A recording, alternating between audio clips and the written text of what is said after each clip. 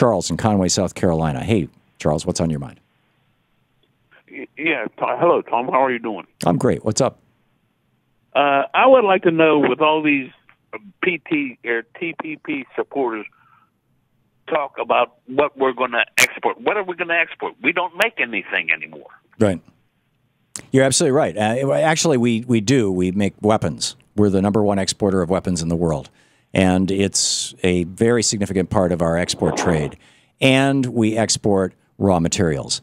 When Ronald Reagan came into office, the United States was the largest creditor in the world. In other words, more countries owed us money than we owed them, than any other country in the world. We were the largest creditor in the world, and we were the largest exporter of of finished goods, and the world's largest importer of raw materials. So we literally imported the raw materials to make steel, and we exported cars and washing machines and television sets and all kinds of stuff.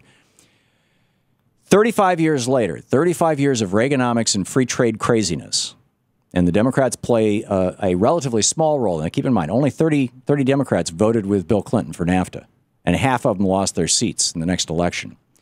But so this is mostly a Republican issue, even though Bill Clinton gets, tarred with it. But the fact of the matter is that now, instead of being the world's largest importer of raw materials and exporter of finished goods, we have become the world's largest importer of finished goods and exporter of raw materials. So we're cutting trees in the Pacific Northwest, which is one of the reasons why Patty Murray and Maria Cantwell voted for TPP, or for the fast track and TPP thing, because it would increase exports from Washington State, and it's why Ron Wyden supports it. Oregon, so we're exporting raw materials. We cut trees in the Pacific Northwest. We ship them to China. China makes them into paper and cardboard and uses them to package the products that they make and ships it back to the United States as finished goods. China has replaced the United States as the world's largest importer of raw materials, the world's largest exporter of finished goods. And we are no longer the world's largest creditor. We are now, with a $500 billion trade deficit, we are now the world's largest debtor. This is what 35 years of Reaganomics and free trade, which arguably is Nixonomics. Nixon started this whole thing with permanent normal trade relations, and with fast track.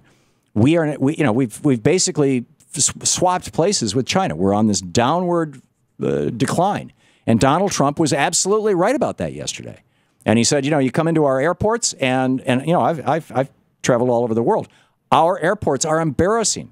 Amtrak is embarrassing. You travel on the trains in Asia, you travel on the trains in Europe. Charles, thank you for the call. And you can walk, you can sit a glass of wine on the table in front of you and not worry that it's going to go flying. You can't do that on Amtrak, right? Because our infrastructure has, since the Reagan era, when Reagan stopped basically all investment in American infrastructure, we are falling apart. We'll be back.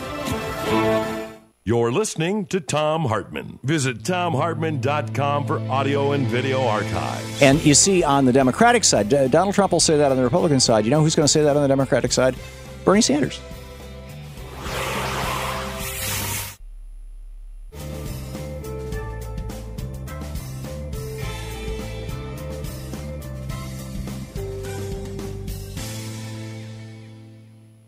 Welcome back. Jim in Lockport, Illinois. Hey, Jim, what's on your mind? Thanks for watching Free Speech TV. Jim? I'm not hearing Jim. He's on line 9, FYI. John in Birchwood, Wisconsin. John, thank you for watching Free Speech TV. Can you hear me?